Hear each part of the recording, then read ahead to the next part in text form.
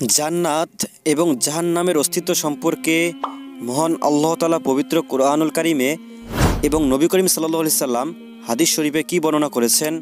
প্রিয় দর্শক, এসব কিছু জানতে হলে সম্পূর্ণ ভিডিওটি দেখুন। আসসালামু আলাইকুম ওয়া রাহমাতুল্লাহ। সহজ পথে আপনাদের স্বাগতম। মহান আল্লাহ তাআলা তার অনুগত্যশীল বান্দাদের জন্য জান্নাত ও অমান্যকারীদের জন্য জাহান্নাম সৃষ্টি করেছেন, যার অস্তিত্ব বর্তমানে বিদ্যমান এবং কখনো তা ধ্বংস হবে না। তিনি মানুষ ও জিনজাতি সৃষ্টি করার পূর্বেই জান্নাত ও জাহান্নাম সৃষ্টি করেছেন, অতঃপর তার অধিবাসী সৃষ্টি করেছেন।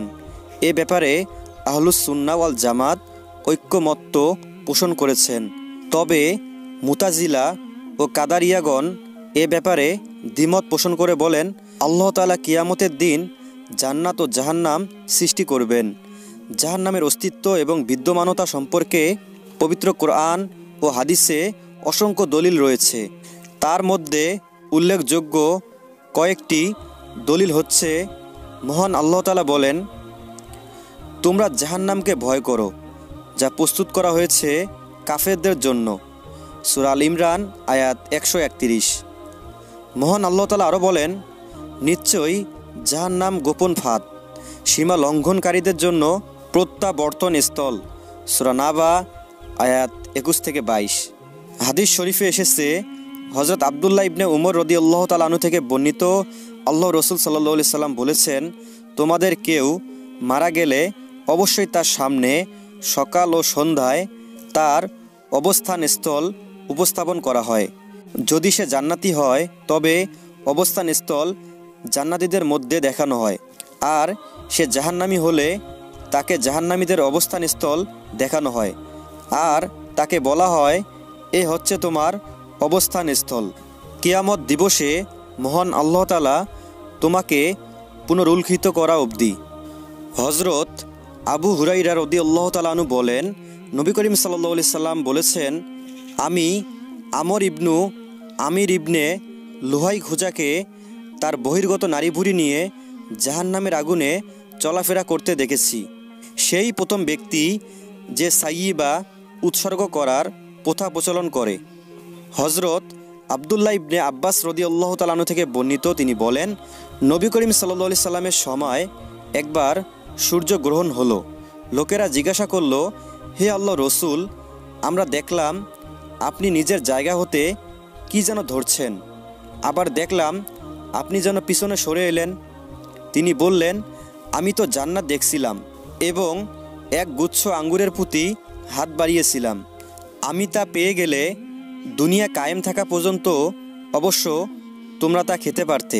অতঃপর আমাকে জাহান্নাম দেখানো হয়। আমি আজকের মতো ভয়াবহ দৃশ্য কখনো দেখিনি। আর আমি দেখলাম জাহান্নামের অধিকাংশ বাসিন্দা নারী। লোকেরা জিজ্ঞাসা করল, হে আল্লাহ রসুল সাল্লাল্লাহু আলাইহি সাল্লাম, কী কারণে? তিনি বললেন, তাদের কুফুরির কারণে। জিজ্ঞাসা করা হলো, তারা কি আল্লাহর সাথে কুফুরি করে? তিনি জবাব দিলেন, তারা স্বামীর অবাধ্য থাকে এবং ইহসান অস্বীকার করে।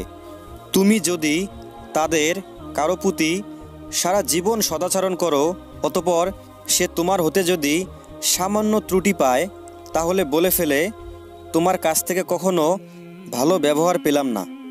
হযরত আবু হুরাইরা রাদিয়াল্লাহু তাআলা আনহু থেকে বর্ণিত, নবী করিম সাল্লাল্লাহু আলাইহি সাল্লাম বলেছেন, আল্লাহ তাআলা যখন জান্নাত সৃষ্টি করলেন, তখন জিবরাইল আলাইহিস সালামকে বললেন, যাও জান্নাত দেখে আসো।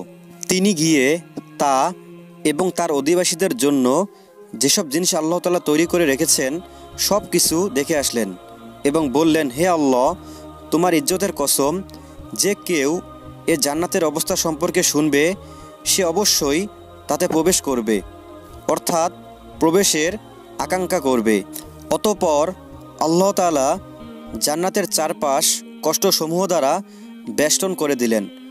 অতঃপর পুনরায় জিবরাইল আলাইহিস সালামকে বললেন, হে জিবরাইল, আবার যাও এবং পুনরায় জান্নাত দেখে আসো। তিনি গিয়ে তা দেখে আসলেন এবং বললেন, হে আল্লাহ, এখন যা কিছু দেখলাম তার প্রবেশপথ যে কষ্টকর, আমার আশঙ্কা হচ্ছে যে কোনো একজনই তাতে প্রবেশ করবে না। নবী করিম সাল্লাল্লাহু আলাইহি সাল্লাম বলেন, অতঃপর আল্লাহ তাআলা যখন জাহান্নামকে সৃষ্টি করলেন তখন বললেন, হে জিবরাইল, যাও জাহান্নাম দেখে আসো। তিনি দেখে এসে বললেন, হে আল্লাহ, তোমার ইজ্জতের কসম, যে কেউ এ জাহান্নামের ভয়ঙ্কর অবস্থার কথা শুনবে সে কখনো তাতে প্রবেশ করবে না, অর্থাৎ এমন কাজ করবে যাতে তা হতে বেঁচে থাকতে পারে। অতঃপর আল্লাহ তাআলা জাহান্নামের চারপাশে প্রবৃত্তির আকর্ষণীয় বস্তু দ্বারা বেষ্টন করলেন এবং পুনরায় জিবরাইল আলাইহিস সালামকে বললেন, আবার যাও এবং দ্বিতীয়বার তা দেখে আসো।